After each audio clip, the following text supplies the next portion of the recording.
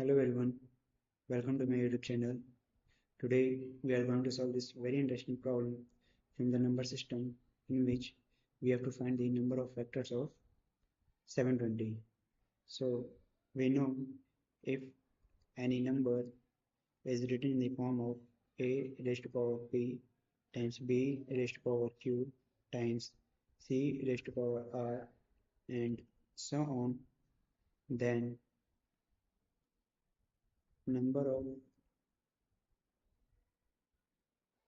factors can be determined by p plus 1 times q plus 1 times r plus 1 times and so on. So here we have 720, which can be written as 2 raised to power 4 times 3 raised to power 2 times 5 raised to power 1. So number of factors